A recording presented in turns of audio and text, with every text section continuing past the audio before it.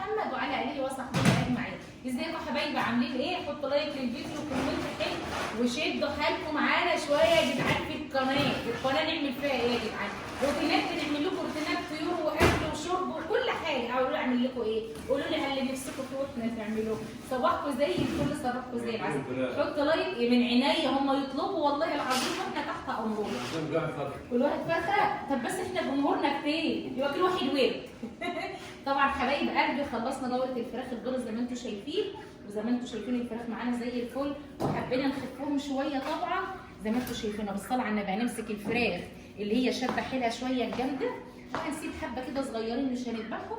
اللي عاوز بقى نعملهم بشوربه نسيبهم تكبر شويه، بس احنا هنخفهم عشان خاطر ايه؟ العدل. طبعا زي ما انتم شايفين هم الفراخ بالصلاه على النبي، بالصلاه على النبي كانت دوره فراخ زي الفل ودوره فراخ زي العسل. وقبل ما نذبحهم برده ب 10 ايام، هم النهارده بقى لهم 40 يوم. 40 يوم بقى لهم 40 يوم بسم الله ما شاء الله. لو في ميزان كنا وزنا لكم الفراخ على الميزان. بالصلاه على النبي، بالصلاه على النبي يعني كده زي الفل. طبعا انتوا عارفين عشان كميه كبيره والذبح هنا بنقعد في القناه، فانا هختصر الموضوع ده كله. هناخد الفراخ بتاعتنا دي اروح هنوديها عند عمتي. طبعا عندها محل بقى بتاع فراخ وحاجات من دي، فبتنضفهم هناك وبتجيبهم بقى نغسلهم. تمام. بس القفص ده مكسور، هنحط فيها الارباط فيه الفراخ ازاي بقى؟ قفصتهم ايه؟ اعمل ربطيه. يمكن هي بيحطوا الفراخ من هنا؟ لا ايه؟ امال من الامال ده يتعمل ازاي؟ تحط الفراخ من هنا كده اهو كده.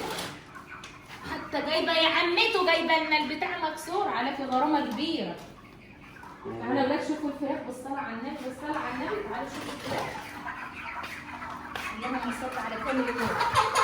الصلاه على النبي، الصلاة على النبي. تربية ايدينا وحياة عينينا. طبعا شوفوا مفيش زي تربية البيت، نظافة واكل انت بتبقي عارفاه. وغير كده كمان بتحطي حاجة تخلي الفراخ يحط لها هرمونات وحبوب في المزارع على فكرة، عشان الفراخ تيجي بسرعة وتكبر بسرعة.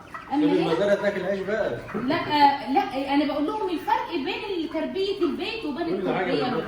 بس سبحان الله يا ولاد برضه عشان الزومبا بتلاقي طعمها حلو برضه بنجيبها. فاحنا هنمسك الفراخ الشده. والله العظيم انا كنت عايزه اسيبهم كمان شويه بس ابو محمد مش راضي. والله العظيم يعني انا بحب الفرخه تبقى بنت ناس كده، عليها رجلين كده وعليها لحمه كده حلوه. اقل من 3 كيلو الا ربع. بالصلاه على النبي ما شاء الله، اللهم صل على النبي. لا هم يستاهلوا بجد والله. طبعا سيبك بقى من ده يا ابو محمد بقى، يلا هات القفص السليم ده اهو. انا ربطه عشان الفرخه مش تعالي يا حلوه انت وهي. احنا حاطين لهم الميه بس مش حاطين لهم. احنا كمان هنجيب لهم القفص. يلا انا هقعد بقى هنا اهو كده على ما ابو محمد يخلص المهمه بتاعته، عشان ابو محمد ايديه ميزان، هو اللي هيمسك بقى الفراخ كده ويوسطنها كده وايه وشوف. وشاهد الشاهدون. طبعا. امال انت الخير والبركه يا ابو محمد، احنا من غيرك ولا حاجه.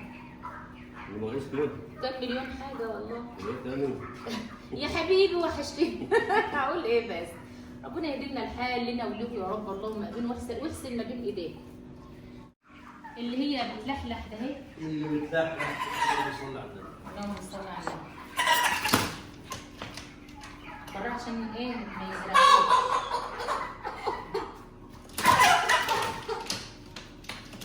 عسل الحاجه كده لما بتربيها وبتلاقيها حلوه بتتشجعي منها، بتبقي مبسوطه منها والله. وكمان كانت بتبني قايباها ماليه بيت الخير. بطلع الفرخه تعملي منها البانيه وبتعملي منها شيش وبتشوي منها. بالصلاه على النبي، بالصلاه على النبي. لا هو المكان اللي احنا بنجيب منه الفراخ الله وكيل. احنا في الدوره دي رحنا يومين ورا بعض ما رضاش يدينا فراخ، فكل ما نروح نلاقي الفراخ اللي هنا مش حلوه ما تاخدوش منه. فبصراحه الله يبارك له يا رب. والفراخ ما شاء الله زي العسل. يعني انت جايه تعملي عند الحته اللي هي كده عشان تطلعي بره. بالصلاه على النبي. لا سيبيني. لا والله ماشي. شوف كده برضه اللي نايمه جنب الكاس، اللي نايمه جنب ايوه اللي قامت جايه. بالصلاه على النبي، بالصلاه على النبي، بالصلاه على النبي.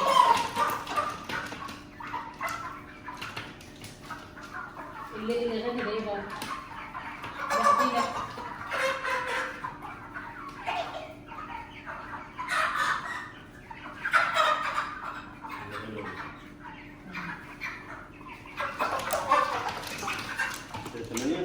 طبعا حبايب قلبي زي ما انتم فرخه وسبت دولت بقى ايه 2 4 6 8 10 دولت صغيرين شويه، هسيبهم برضو نعلفهم وبعد كده نشقق منهم كده فرخه بفرخه طازه. دولت بقى يتقطع منهم راحه فين؟ والنبي راحه فين؟ معترضه اطلعي لاخواتك يلا. تقطعي منهم شاورما، تقطعي منهم بانيه، تعملي منهم شيش، اللي انت عايزاه. هي ميزه ان الواحد بيربي مثلا في البيت. طبعا دلوقتي هم خدوا شويه علف، اي نعم هم على 40 يوم. الفراخ ال10 فرخات بتاكل شكاره علف. ال10 فرخات بتاكل شكاره علف. يعني انت لو جبت 10 فرخات وجبت شكاره العلف اللي هي النصين، الشكاره اللي هي 25 كيلو، يعني الشكارتين 50 كيلو، هيبقوا معاكي زي الفل. ومش لازم يا حبيبه قلبي ان انت تجيبي كتير، هاتي على قدك وعلى قد ظروفك والله بيبقى حلو. هنودي الفراخ بقى يا حبايب قلبي تتنضف، وتعالوا بقى نعمل الغدا مع بعض. وبعد ما نعمل الغدا نبدا بقى ايه فراخنا تكون جت نظبطها ونخليها زي الفل. طبعا بقى يا حبايب قلبي بعد ما مشيت خلاص الفراخ تتنضف ونرجع تاني نغسلها تاني زي ما قلت لكم، علشان بس الجهاز اللي متركب ابن اللذينه ده اهو نعمل ايه ماشيين بالمحاليل يا ولاد. فبودهم بقى ايه عند عمتي اخت ابو محمد فاتحه محل يعني وكده، بتنضف الحاجه وانا برجع اغسلها هنا وبنضف. قلت اعمل معاكم الغدا، نفسي اكل طاجن باميه باللحمه يا ولاد، من زمان ما عملتوش. والباميه دي باميه طازه جايه من الغيط. من الغيط ايه يا زهر؟ ايه يا زهر؟ جايه من الغيط يا جماعه طازه زي الفل. نعمل مع بعض طاجن كده باميه باللحمه ونجهز الغدا بتاعنا على ما الفراخ تيجي، ونشوف بقى الروتين ماشي معانا ازاي. بس حطوا لايك للفيديو بقى، لايك وكومنت حلو جميل زيكم كده يا امارات انتوا. تمام كده. طبعا الباميه دي بلدي، دي صوابع الست، ما هياش المكببه، مش المكببه الصغيره دي لا، دي من عند اخويا مصطفى. جاب لي شويه باميه امبارح وجايب لي شويه لوبيا ناشفه وشويه لوبيا خضر. احنا ما عندناش ارض بقى يا جدعان، على فكره الشحات له نص الدنيا اقسم بالله، بيبقى عنده حاجات كتير قوي. ربنا يا رب يكرمه ويرزقه يا رب ويفتحها عليه ويرزقه برزق اولاده ويكبر بخاطره زي ما هو جابر بخاطري دايما يا رب. همسك بقى الباميه، انا كمان انا ولعت على اللحمه، ولعت عليها عملتها معاكم كتير. انا بسلق اللحمه فانا سلقتها وهي على النار دلوقتي عشان نقوم نكمل بقى ايه احلى طاجن ونجهز غدانا على ما نكمل بقيه شغلنا. حطوا لايك بقى للفيديو. حبايب قلبي انا عملت ايه؟ قمعت الباميه زي ما انتم شايفين اهو تمام كده، وحطيتها في ميه سخنه تاخد لها غلوه. تمام. في ناس بيسالوني ويقولوا لي يا زاهيه انت ليه بتدي للباميه غلوه؟ والله انا متعوده على كده، وكنت بشوف امي بتعملها كده وتقول لي ايه بقى يعني بتديها لون خضار شويه كده وتساعد في السوى اللي انا اتعلمته من امي والله العظيم بعمله معاكم. تمام كده. عصرت نص ليمونه عليها، هديها غلوه واحده بس على النار. هنا بقى هبدا بقى حبايب قلبي ايه نعمل التسبيكه بتاعه الباميه. الباميه بتعوز بصل كتير، وكمان لازم يكون التسبيكه بتاعه الباميه متحمره، البصله تكون حمراء. هنا عندنا اللحمه كمان انا سلقتها اهو بالصلاه على النبي واستوت وبقت زي الفل وبقت زي العسل. تمام. يلا بقى نجهز الطاجن بتاعنا اهو. هنشوح بقى البصله وحاطه كام قرن فلفل حامي. وفي الاكل اصلا اكله الباميه ديت احلى حاجه فيها لما تبات. في اكلات كتير الواحد لما بيعملها بيحب ياكلها تاني يوم. يا ريت تقولوا لي بقى في التعليقات ايه الاكله الحلوه بتاعتك اللي انت بتعمليها وكمان تحب ان انت تاكلها تاني يوم. اكيد هنلاقي اكلات كتير حلوه والله العظيم. امسك بقى حبايب قلبي اشوح. انا اللي بصور لوحدي لانهم كلهم مش راحوا يصلوا، فعاوزين بقى يجي يتغدوا عشان ورايا شغل تاني. عرفتوا بقى شغل الست الوحدانيه، بس اقسم بالله ربنا بيعين وبيقوي والحمد لله والله الحمد لله والله. همسك بقى اشوح زي ما انتم شايفين كده حبايب البصله مع الكام قرن فلفل دول وارجع لكم تاني. بقى حبايب قلبي البصله بتاعتي اتحمرت، هنزل بقى ايه بعصير الطماطم.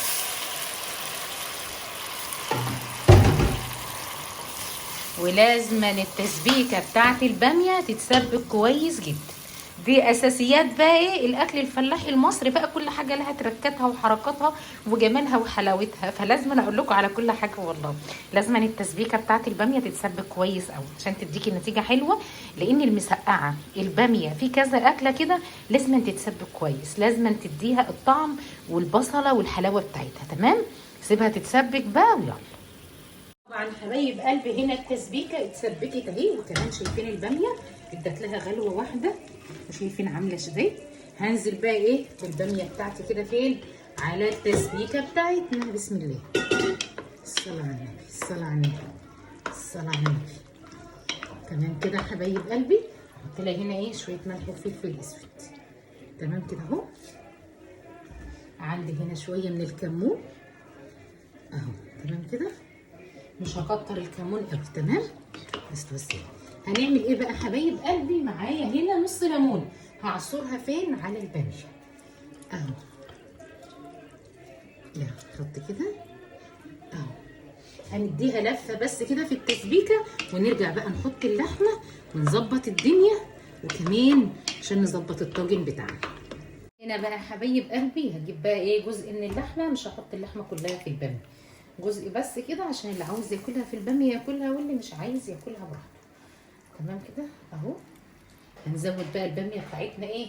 شوربه. عايزه تزودي شوربه ماشي، عايزه تزودي ميه ماشي. انا بصراحه ببقى احب ازودها ايه؟ ميه، بس قلت لا ايه هدلعها النهارده. تمام كده يا حبايبي اهو. طبعا احنا لسه هنحطها فين؟ في الفرن. ظبطي ملحك وظبطي الدنيا بتاعتك، وهنسيبها تكمل السوا بتاعها فين؟ في الفرن. هنا الباميه زي ما انتم شايفين حبايبي غلت اهيت، ومعايا الطاجن ده. طبعا ديت انا بعمل فيها التورته، وكمان قلت بقى ايه بدل ما اعملها في الفخار، لان الطاجن الصغير عندي مش كبير فمش هياخد الكميه دي كلها، فقلت احطها هنا. تمام، هحط الباميه هنا ونرجع بقى نعمل الطشه العسل بتاعت الباميه. بسم الله. شايفين بقى يا ولاد؟ عسل. تعالوا بقى ايه نعمل لها الطشه بتاعتها. الطشه حبايب قلبي دقتهم كده رستم صغيره، وحطيت شويه زيت، حطيت كزبره ناشفه لحد ما بتتحمر اهي. بتبقى الطشه دي بقى السر الخطير بتاع الباميه، والله بتبقى ريحتها حلوه قوي وطعمها حاجه كده قلاجه قلاجه. الاكل نفس يا جدعان والله. اهو. يلا نعمل بقى ايه الطشه بتاعه الباميه. ناخد شويه بقى كده هنا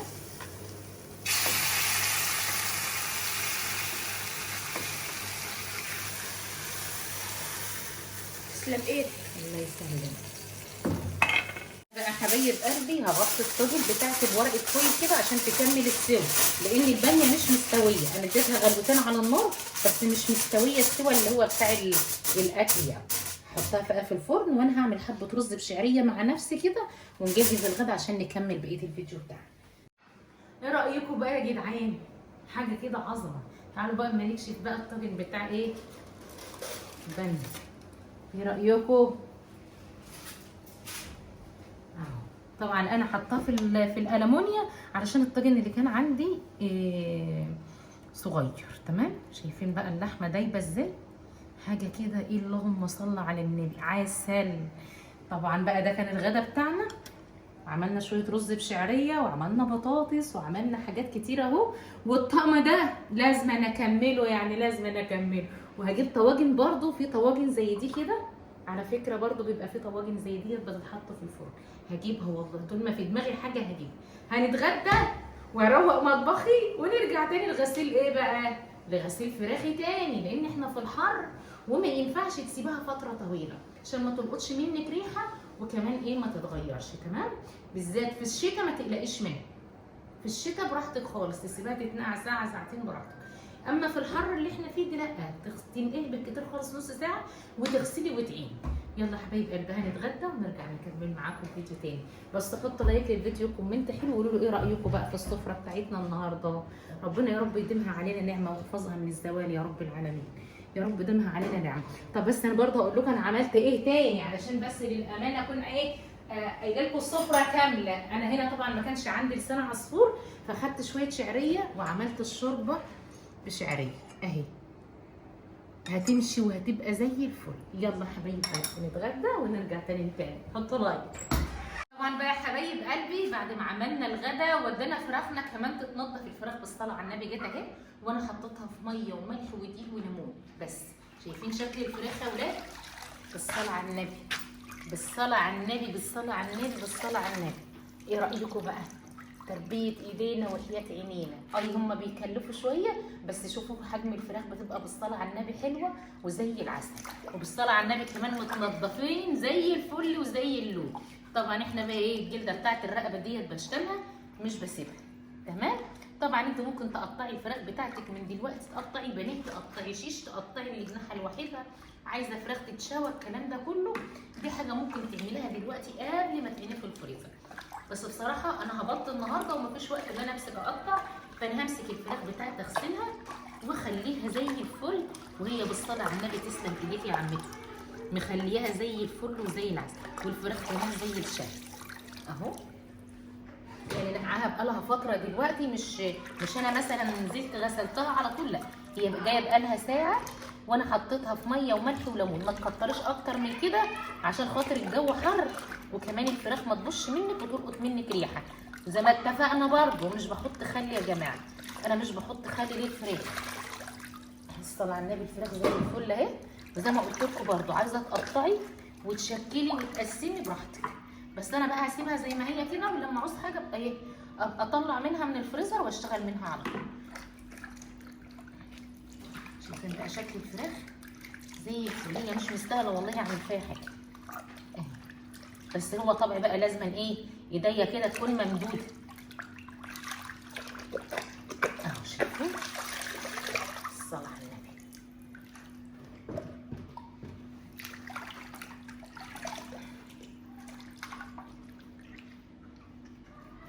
الصلاة على النبي حبايب قلبي، ذبحنا فراخنا وغسلناها ونضفناها، هنصفها من الميه كويس واحطها في الاكياس بقى وعينها في الفريزر. ايه رايكم يا جماعه الخير؟ شفتوا شغل الفلاحين بقى؟ ناس عندهم خير، تلاقي الخير كده موجود عندها كده، تربي الفرخه، تربي البطه، تطلعي تجيبي البيضه، تذبحي ذكر البطه، تذبحي الفرخه، من خير ربنا ومن شغل ايدينا والله. ولو طولنا نعمل اكتر من كده ونبقى اسره منتجه ننتج اكتر من كده والله العظيم هننتج. ده كان الفيديو بتاعنا النهارده، يا رب يعجبكم والغدا بتاعنا النهارده يكون عجبكم. اشوفكم على خير في فيديو جديد. دعوه حلوه منكم، صلاح الحال وهدايه البال والرزق الحلال يا حبايب قلبي. اشوفكم على خير والسلام عليكم.